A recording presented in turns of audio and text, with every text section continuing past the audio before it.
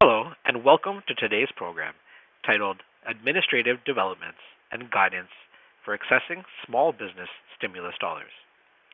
At this time, all participants are in a listen-only mode.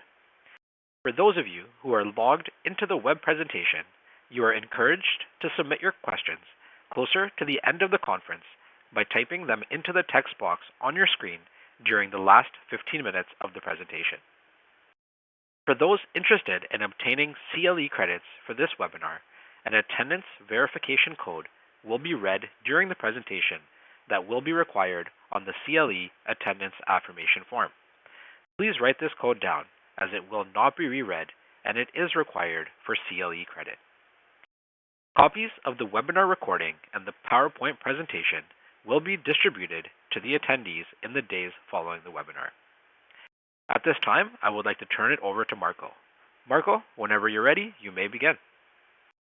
Thank you, Osman, and welcome to Seyfarth's webinar on administrative development and guidance for accessing small business stimulus dollars. For those who joined us last week or listened to that recording, welcome back. I want to again start by thanking members of Seyfarth's COVID-19 task force and first responders, including Bill Eck, who is joining us on the panel today for the Q&A, and others on Seyfarth's COVID-19 task force from across the firm. I especially want to thank other members of our team, Jane Fletcher, Carrie Hacker, Tony Rosewine, and Jenny Lee, who worked really hard to develop this program. I am Marco Barnes. I am a corporate partner at Seyfarth Shaw. I'm also a member of Seyfarth's COVID-19 First Responders. You know, the purpose of last week's webinar was really to survey major SBA-administered loan programs that are available to assist the ability of our country's businesses to manage and respond to disruptions from the COVID-19 crisis. So a lot has happened during this past week. For this webinar, we will be reviewing those developments and guidance from the SBA and others with respect to these loan programs.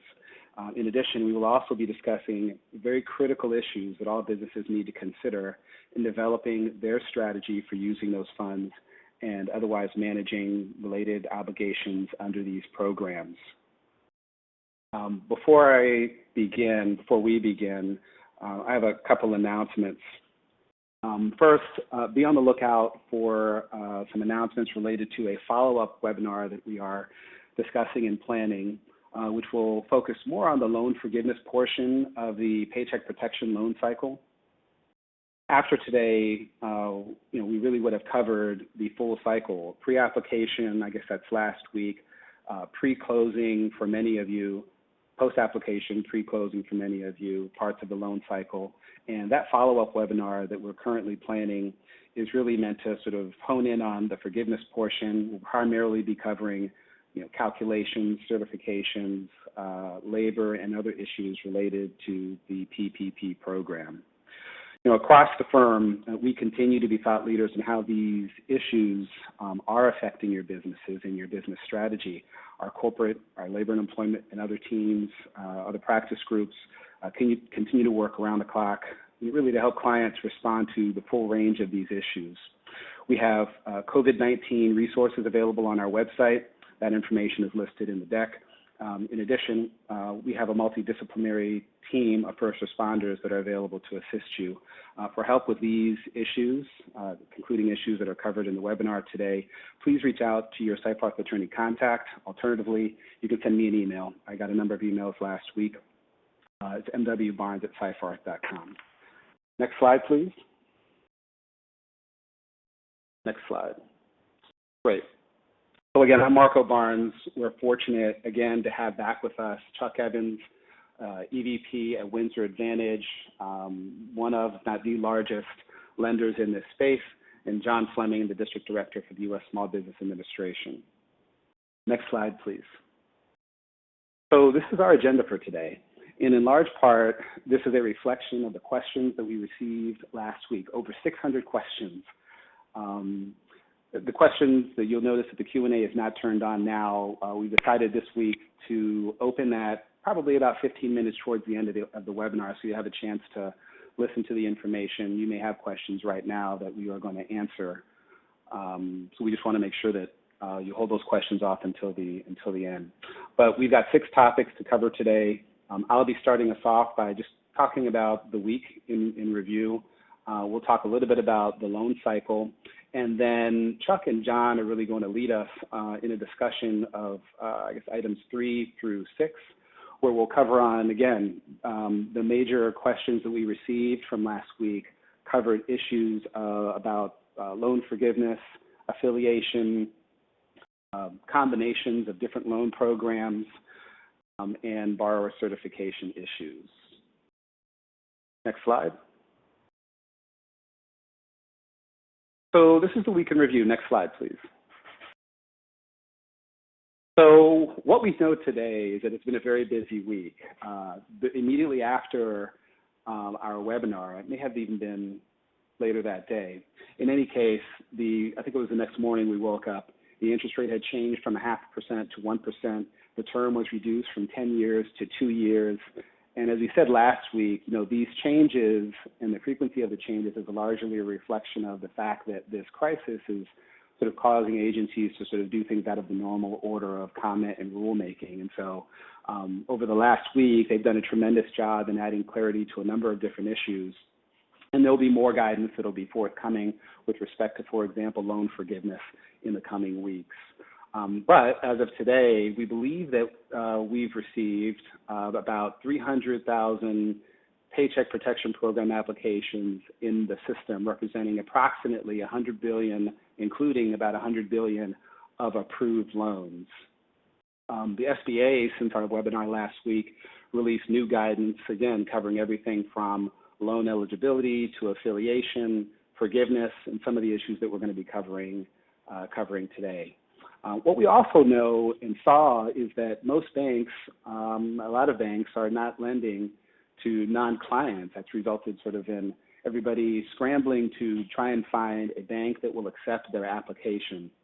Most recently, earlier this week, the Senate started seeking approval to boost the Paycheck Protection Program loan funding by an additional $251 billion, and there are updates that are coming out with respect to that, even 5 minutes leading up to this webinar.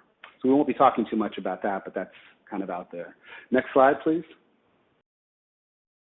So this next portion, I think, Chuck, what I'd like you to do is to sort of weigh in here, but really the purpose of this slide is for you all to have more information with respect to this loan cycle, so that you can, hopefully this information will inform your expectations for planning and estimating your business strategy around loan disbursement. Chuck? Thank you, Marco. Last week we talked and focused a lot on, the client getting the PPP application ready, the accountant helping the client get the PPP application ready. Then they opened the doors Friday, and we're now, almost a week into the program with close to 30% of the monies on this first tranche committed or approved. So the challenges today are a little different than last week. You still have a lot of concerns as to what are borrower certifications and what are the lender certifications. But today it's more process oriented. For instance, the borrower, have gotten your application, you've gotten it in. Now you're going to your bank, and like we said last week, there's 2 types of lenders in this program. One are what they call delegated lenders, which they make the decisions on eligibility and underwriting, and the other are non-delegated lenders who depend on the SBA for approval in that space. And it's important to understand that because it impacts the delivery of this program. The PPP program has now empowered all of the SBA 7A lenders as delegated, and has additionally added that most credit unions and regulated banks can provide this program. The challenge, however, is the fact that your Bank of America's, your Chase, your Wells has got out with the ground running and has approved a number of applications, and has hit a point where they've had to shut down, And so a lot of the banks that we thought were going to take on non-bank clients are not doing that today. They're kind of prioritizing the applications. So a good friend of mine called last night and said, Chuck, my bank's not taking any more applications. What do I do? Well, today that bottleneck has created a bit of a challenge for a lot of the borrowers out in the field. So you can get your application ready. Then the first step is to always try to go to the bank that you bank with today. Some banks will do it. Some banks require you have a loan and deposit relationship. So now you've submitted your borrower application, your payroll documentation, and you're waiting for a decision. And that wait is taking days. And the reason is, if you look at step number 3, where it says lender enters information and documentation to SBA E-Tran. That's the portal that accepts the lender's information to the SBA to get an immediate approval. It takes about 15 minutes manually to get an approval once you've submitted it. And certainly the fintechs and the more automated shops are going to be able to process these quicker. But the challenge today is not the fact that the SBA E-Tran system will give you an approval in 15 minutes. The challenge is that the lenders don't have access to E-Tran. Historically, each bank would have 1 or 2 portals into E-Tran, and those people would enter loan documents into the system. Well, now everyone is working from home. This week, there were 250,000 requests from lenders to access E-Tran. So that tells you that there are 250,000 lenders out there who are wanting to input documents on behalf of their borrowers and are not getting into the system. So what we as lenders and lender service providers today are trying our best to get those authorizations, and then we address closing. So that's been the biggest bottleneck this week. The SBA certainly is working on solutions, but that's been the delivery issue. Because what happens is once the lender submits the application, like I said, it only takes 15 minutes to enter that data manually. You'll get an authorization number. Now the next step is closing. Well, we got some guidance yesterday and the day before as it relates to closing. But again, remember last week I said most SBA lenders are fearful of losing the guarantee. And so they want to make sure that the T's are crossed and the I's are dotted. This program is different than any program the SBA's put out in that it's all borrower certification centered. But nevertheless, the lenders that are in this space are hesitant not to make any mistakes. So that in itself slows this process down. So currently, this week, we have authorizations, we have approvals. We're now getting accustomed to submitting applications. Hopefully, we as lenders will have more access points to allow us to get more information to the SBA, and our focus is on closing. And so that's the next step, and that probably is going to be a bit of a bottleneck between today and the end of next week until those details are outlined. So again, last week we focused on what you, the borrower or the borrower's trusted advisor, had to do to get the application submitted. This week it's up to the lenders to get those applications into the SBA, getting the authorization and subsequently closing.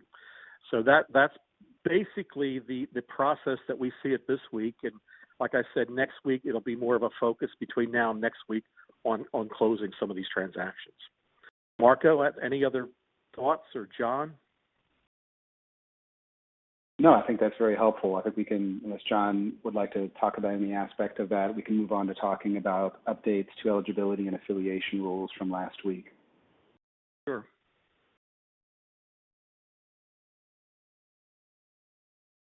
Okay, this is Chuck again. Eligibility and affiliation rules. Marco, I think how many questions did we have last week after the webinar? Over 600. 600 questions, primarily all centered around these issues, eligibility and affiliation. Yeah. And what's happened here is that we have affiliation rules and eligibility rules that have been in place since 2016. In February of this year, they introduced what they call the final interim rule that had added to those rules and regulations, but just recently they rescinded that. And the only one big issue there as it relates to borrowers was the personal resource test. There wasn't one, there was put one in place, and now they've rescinded it. But the challenge still comes with a lot of the questions that we saw last week as it relates to eligibility and affiliation. Investment companies, unless any amount SBIC funding and are eligible, even if an owned or controlled by another investment firm. Passive companies generally are not eligible for 7A loans. So these PPP loans, they wouldn't be eligible. And remember what I said earlier, you have delegated lenders and you have non-delegated lenders. Historically, the delegated lenders would make decisions on eligibility and affiliation, and they wouldn't know if those decisions were wrong until the loan or if the loan went into default. That's when they would find out whether their decision was correct. Today, everyone is a delegated lender. So when we have a gray area as it relates to affiliation, the bank or lender is probably going to take a conservative approach to interpreting the affiliation. And that you as a borrower need to understand. So that's kind of the challenge that we see relative to affiliation. The rules are still in place. Control is through management. Control is through ownership. And so therefore that encompasses the entity or entities that need to be considered when you look at the 500 employee limit. Make sense, Marco?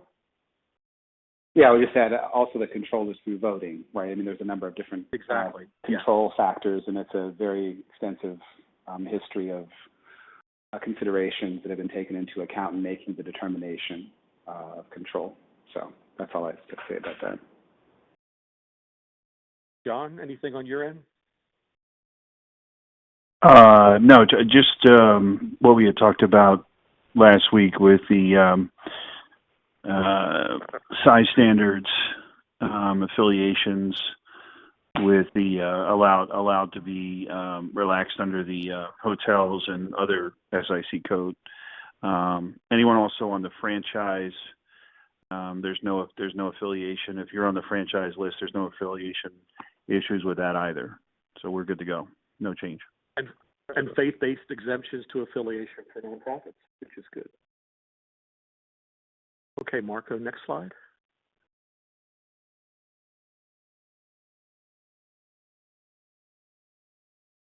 Okay.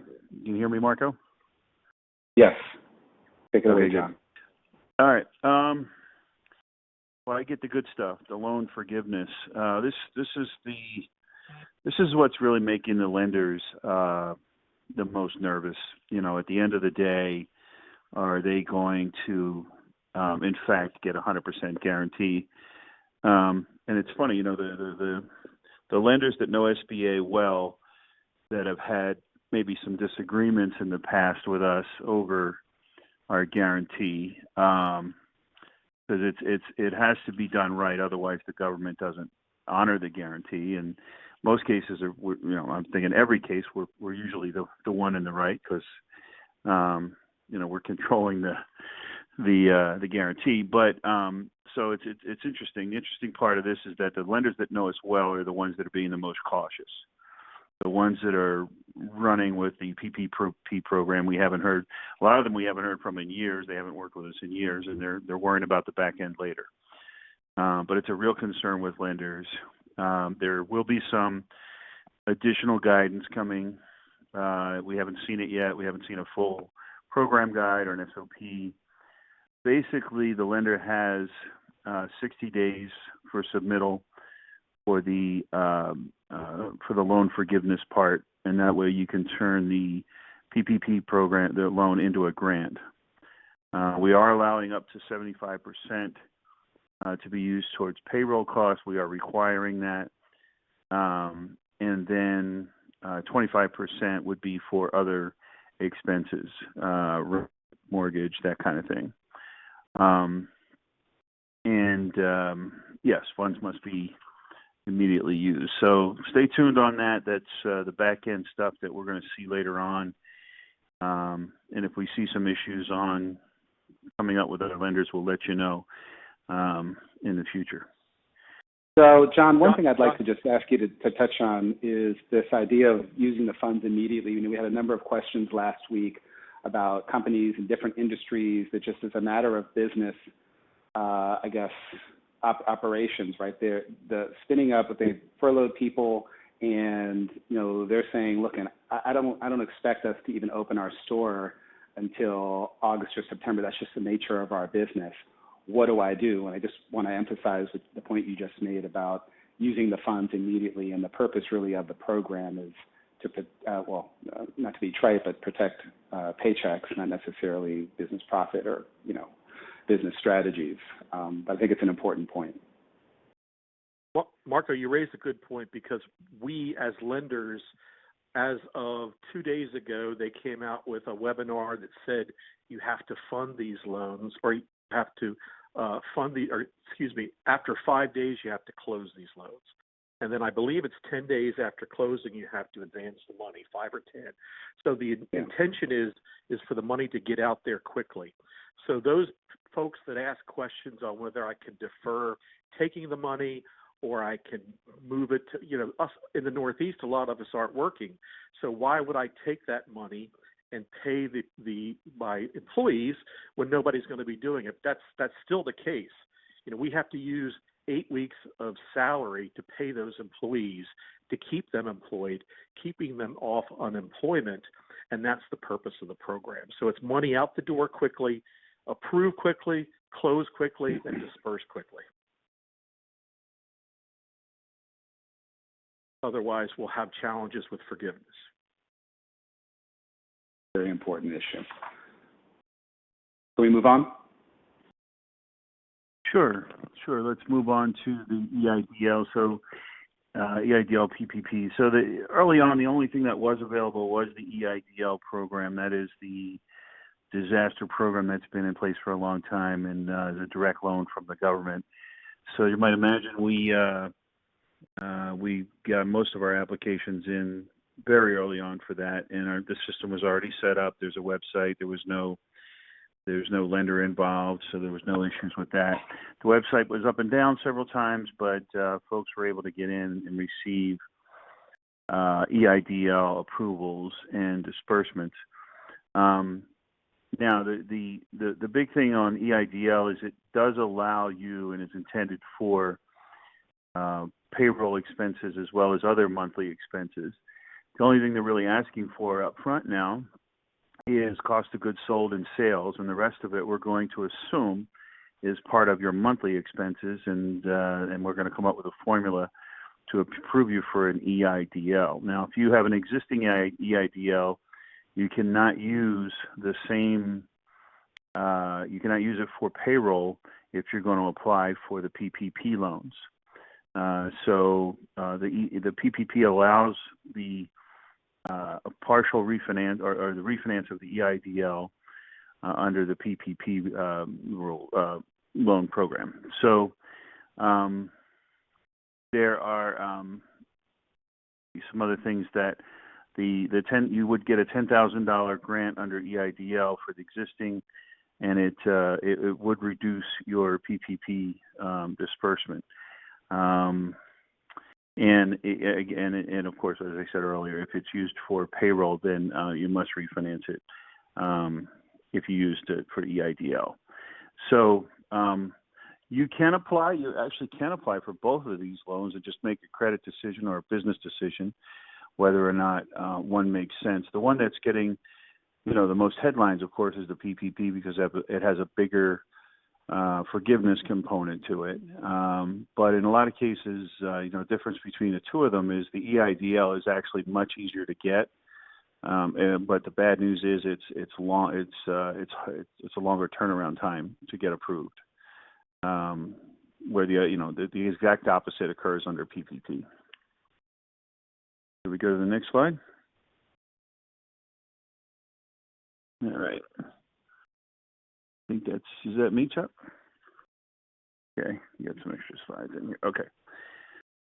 And this, the certification part is the interesting part. And again, I mentioned earlier that lenders are, especially lenders, experienced SBA lenders, are very weary of allowing and just allowing the borrower certification to be relied upon so much. This has never happened before in the past. It was always the borrower would certify, but the lender would check for accuracy.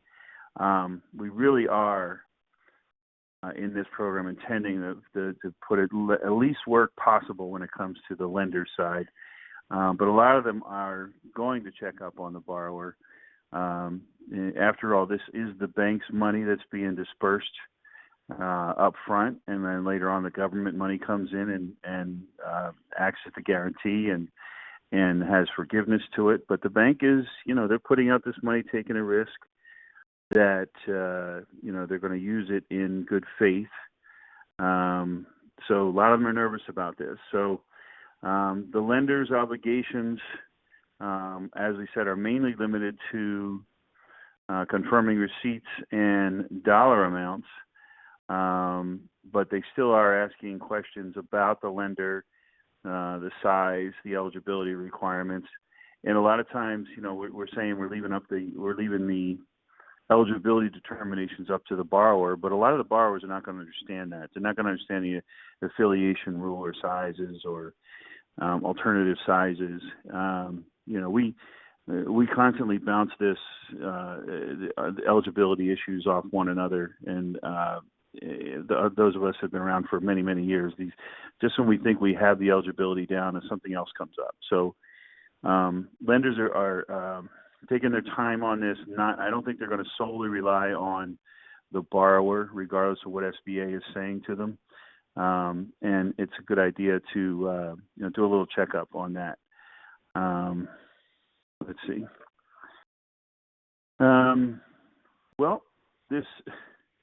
Why does this matter in terms of the certification? We're going to go on thank you for the next one. There is certainly some gray areas, and in some cases, in most cases with the government, we leave a gray area in order to approve as many people as possible. I know that drives people nuts in terms of the word, what is necessity, and how the funds are used. I think this is the number one issue right now on the minds of lenders, is that they've lent this money out to a borrower that shows they have a payroll, and the person goes out and purchases a Corvette. That's their worst case scenario. Then we're looking at not the right use of proceeds, as well as not getting loan forgiveness. So the issue, the borrower certification issue is a new one for us, relying so much on the borrower, and in a lot of ways, this is why banks right now, lenders are really trying to take care of their own customers. In fact, their best customers up front, because there will be obviously a certain level of trust when it comes to these certifications and representations by the borrower.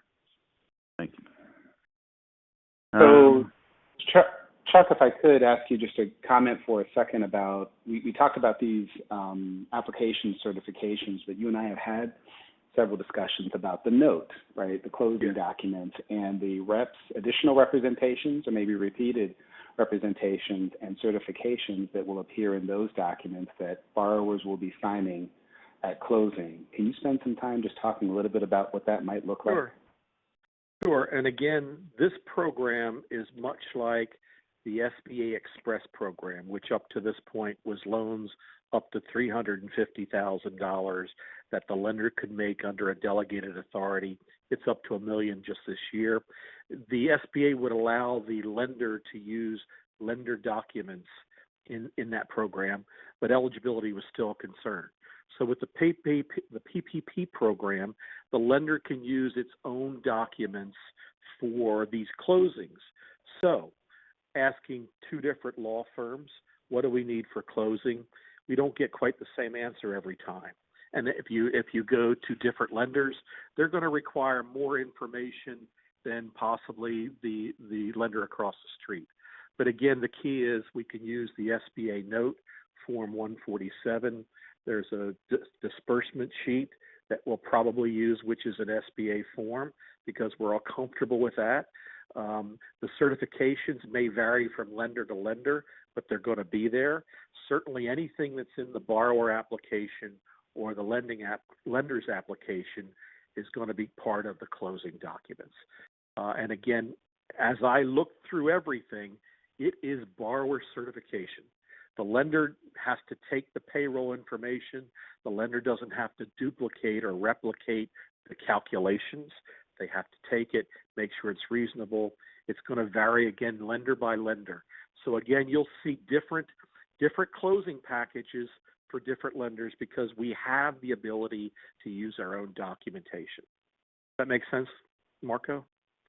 Yeah, and I think that, to John's point earlier, I think when we talk about the lender's obligation, I mean, it's a simplification, but it's basically confirming receipt of the information and the confirming dollar amount. And lenders, of course, will vary because in the background of their minds anyways is the issue of guarantee and risk. Yep.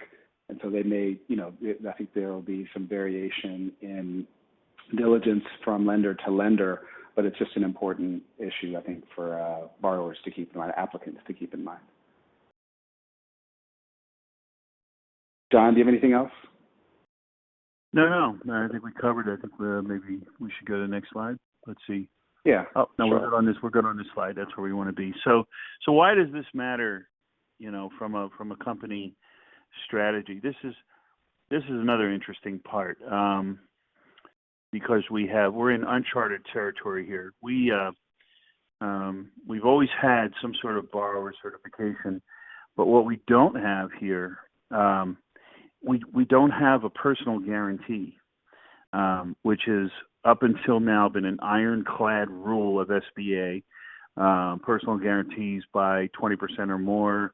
Other personal guarantees, if you have less than that, sometimes. I mean, we're always big on guarantees. I've never, in my 28 years with SBA, even heard of this being waived. That's why we're kind of in uncharted territory here. And on the application, we put the normal disclaimers and notifications. And there are going to be, despite the lack of collateral and the lack of a personal guarantee, obviously you could, lose some forgiveness.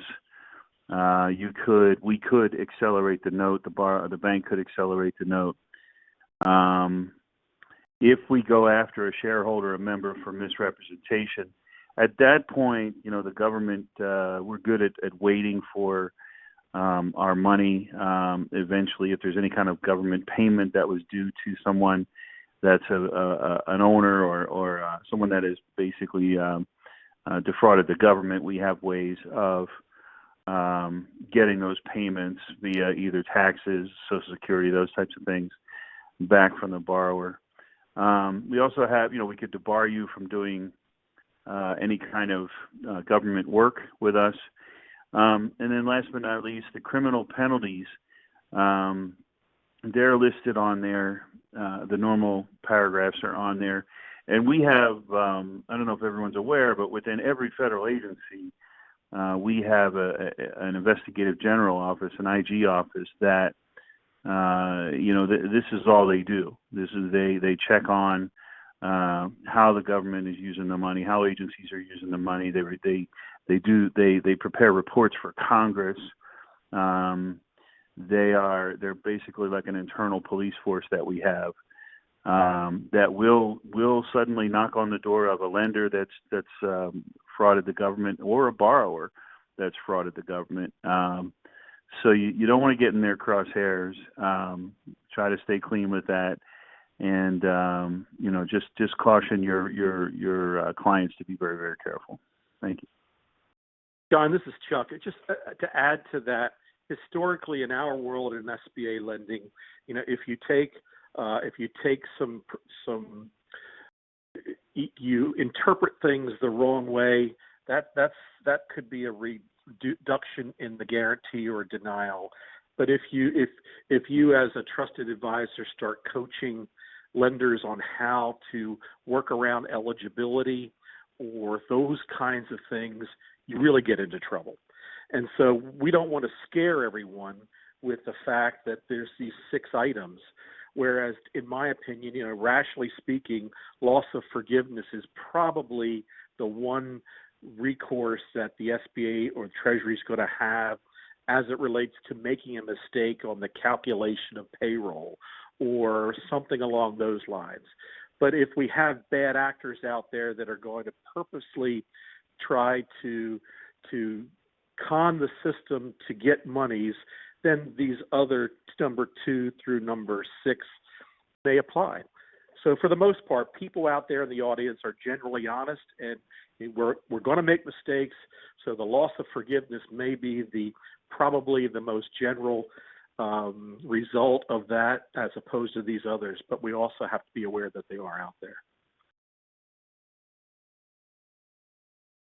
Marco? Great. If we could move on to the next slide. Okay, so I guess the message here in this last segment is really about just setting the expectation for some oversight. Do not want to focus at the negative. That's not what we're doing here today. What we are doing instead is making you aware. We want everyone to be aware that there is this issue, and put the company in just to spin it back to something positive, in the best position to report and explain representations or certifications or any issues that may come up later in the cycle. And we have a few thoughts on that, right? So first, I think, again, because the onus, and this is, as we keep saying, we said last week and we said throughout this webinar, the onus is on the borrower to make these determinations. It's really best to consult with your Seyfarth attorney to make sure that you're making good faith determinations with respect to size and affiliation and necessity and other issues for these borrower certified issues that we've been covering here today, and making sure that those determinations are reasonable and appropriate. I can't emphasize that enough. You also want to make sure that, look, people make mistakes, right? But to the extent that there are any corrective disclosures that are required, it is always best, and I worked for a bit of time at the SEC, and I'm sure John and other folks who have had the same privilege of working at these agencies, it's always best to communicate any misrepresentations or corrections sooner rather than later. People tend to look at these things retrospectively, what the record shows, and it's always better to make sure that the record reflects that you were diligent and honest with information as soon as you knew that a correction needed to be made. And then I guess the last point is, and this is sort of the discussion that we're having amongst ourselves about what people could do practically with respect to just managing the funds and tracking the use of them. Documentation is going to be absolutely critical to both qualifying for loan forgiveness and, of course, being able to manage some of these issues around certification that we've been discussing. So one idea that came up, and this is a suggestion, is that you take the funds, you segregate them into a separate account, you track them separately and do not commingle them with other funds of the business. And I think that would put you in the best position to be able to account for how the money was spent. John and Chuck, do you have anything else to talk about as far as this goes, this slide?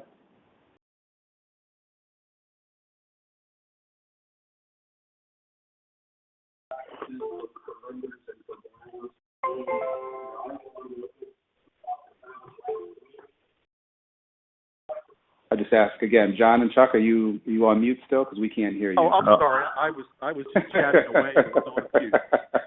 So we talked last week about the idea that what's going to be forgiven, what's not going to be forgiven. And again, our advice is, as a borrower going into this, make sure you do this with your eyes wide open. You're borrowing money. Part of it's going to be forgiven, and there could be some that's not. And if you go into it with that mindset, you're not going to be disappointed. If you're going into it again with the fact that you're trying to get a loan that's going to be completely forgiven, you're going to get disappointed, and that's not the reason for doing this. So lots of best practices, identifying the cost, being truthful with your lender, making sure that your certifications are accurate, all best practices. Marco? Great. So that's actually a nice segue into just a reminder that, we expect sometime in the next, week and a half, John didn't say it, but I'll kind of throw it out there that, within the next week and a half, maybe 2 weeks, we'll be getting some additional guidance on loan forgiveness. And I think that's when folks are really going to need to sort of roll up their sleeve and take a look at, these numbers and what they're going to present for the forgiveness portion, which will trigger. That's going to be that's going to be the heavy lifting for sure. Yeah, other kind of considerations. So I think folks, if folks were sort of scrambling just to deal with the application, we expect that the forgiveness portion actually, will be more maybe intense, is the right word, and we'll reach out to you and let you know sort of what the webinar or when the webinar, what we have planned for this follow-up webinar on loan forgiveness. So at this time, I'd like to turn things over to Bill Eck. Bill is a corporate partner and Seyfarth Shaw and a member of the Seyfarth's COVID-19 first responders. Bill, I hope that you've been sort of tracking some questions that have been coming in the last sort of several minutes of our webinar, and I'll turn things over to you and we can sort of have a discussion about those questions, if any. Okay, the first question we have is that under the PPP program, borrowers need to put employees back on payroll at normal salaries by June 30. If conditions are still bad after June 30, how long must a borrower keep employees on payroll at full pay in order to qualify for forgiveness, if at all? 8 weeks. The whole purpose of this, to cover the employees for the 8-week period. Okay. Not something you can defer right away.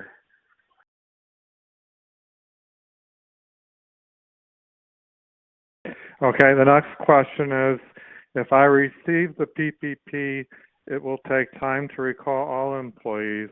If I end up paying for 6 weeks but increase the size of payroll to satisfy the 75%, am I compliant for forgiveness? And I infer from that question that the size increase may not be fully realized within the 8-week period. No, they're actually looking for a employee count to make sure that we get as many people off of the unemployment rolls as possible. So you have to bring back the number of employees to be in compliance.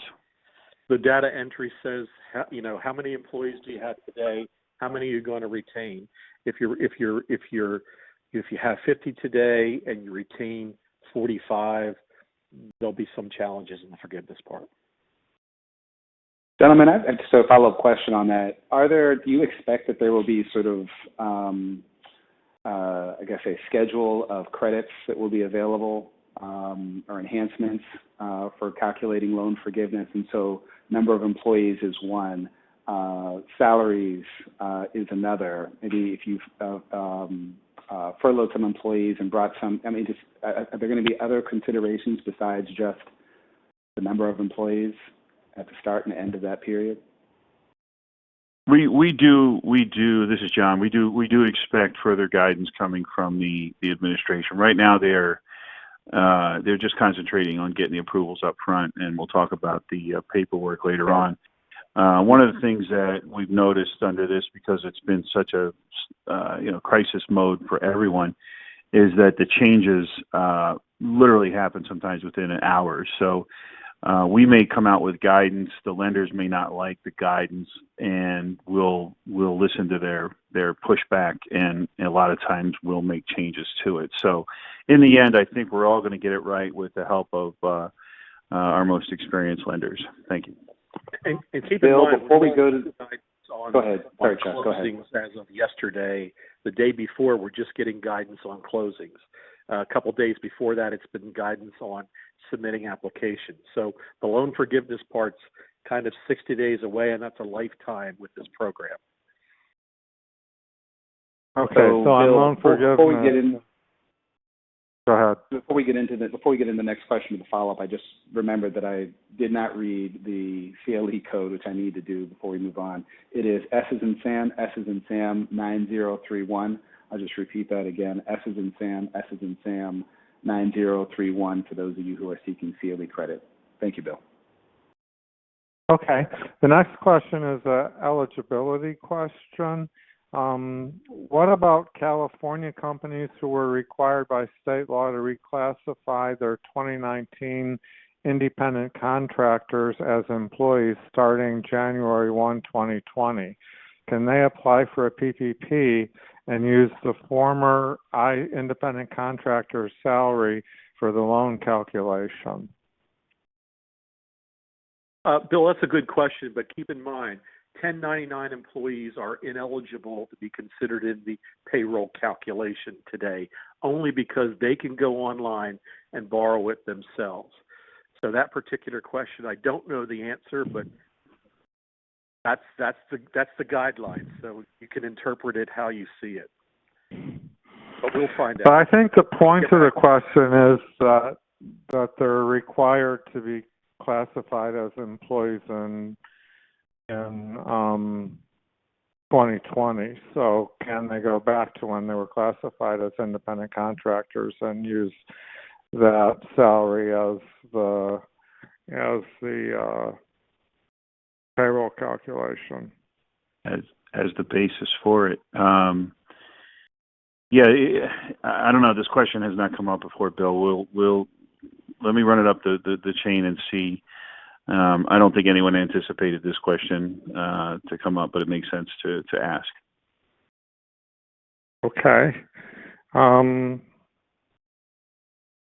What about businesses that are partnerships for income tax purposes and have K-1s and distribute so that the K-1 amounts are basically payments for services of the partners?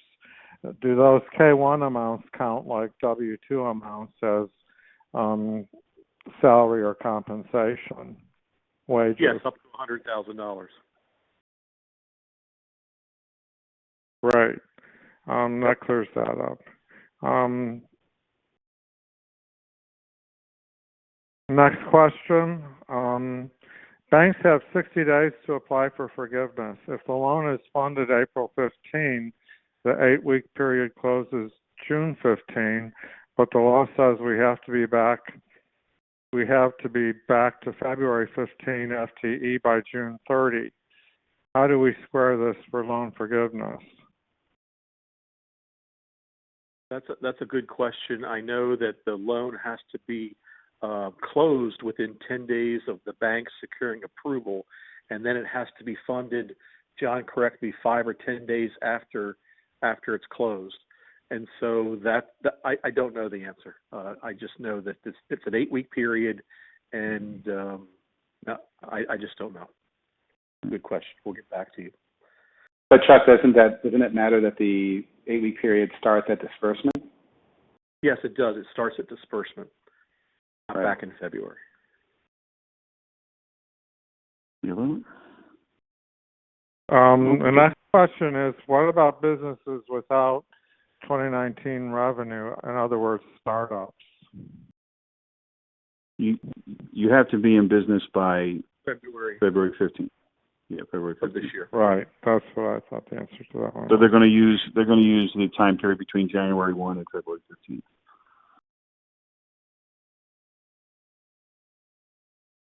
In that documentation, gentlemen, or Chuck, maybe you can answer this. I mean, again, I think the guidance has said that, if it's 2019 tax returns, you can use that, or in a situation like we just describing where you have a startup, just open the doors, whatever, January 15th, January 29, you and the lender can discuss alternate forms of documenting those costs. Yeah, they're eligible. There's 3 ways of calculating it. Taking all the information in 2019, taking a 12-month trailing financial statement, or in the case of a startup, which we've done a number of them, it's that period from January 1 to February 15th that they're going to look at to calculate. The next question that we have is, do workers' comp expenses count as part of the payroll? In the case of the questioner, it's 22%. No, they do not. They do not count.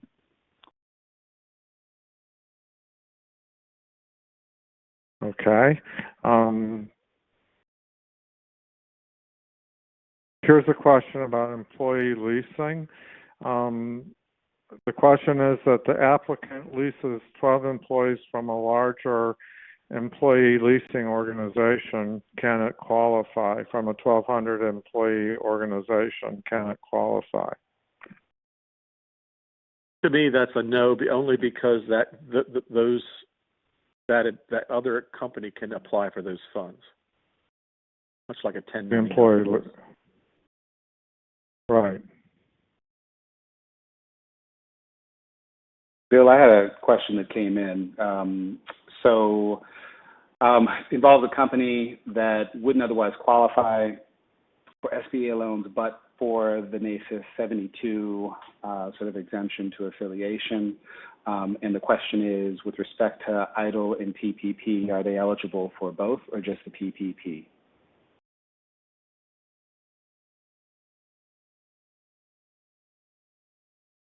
They would only be eligible for the PPP. Right. Okay. Right.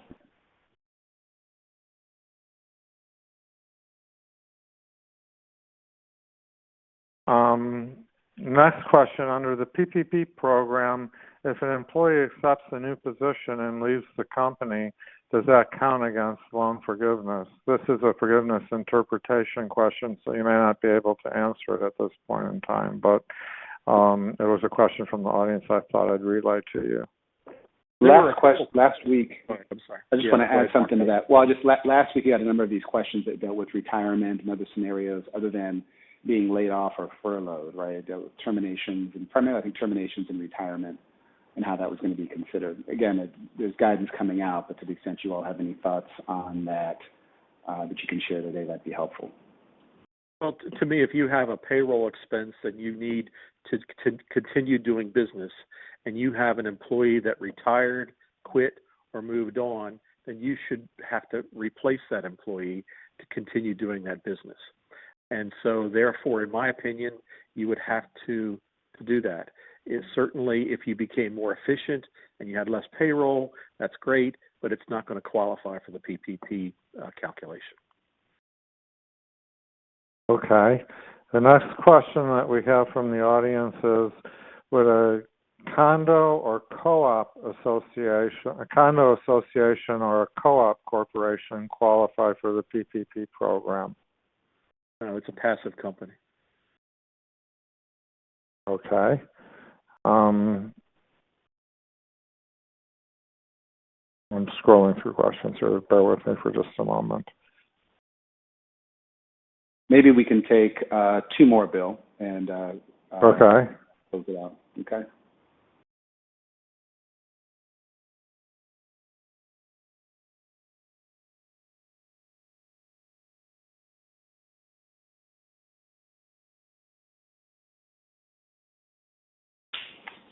Are there any changes in the works so that real estate entities that currently don't qualify will be able to qualify? Real estate entities of any type? Or are they just barred as passive? They are barred as passive, and I don't think there's going to be any changes on eligibility rules. We discussed that early on, especially maybe expanding the 500 per location rule to other NAICS codes, but pretty much what you see in terms of eligibility is what you're going to get, I think, for the duration of the program. And John, my thought is, we've gotten approved close to 30% of the limit. And so to open up for eligibility considerations doesn't seem like it would be even in the cards, because the demand based on what's decided today is overwhelming. Good point.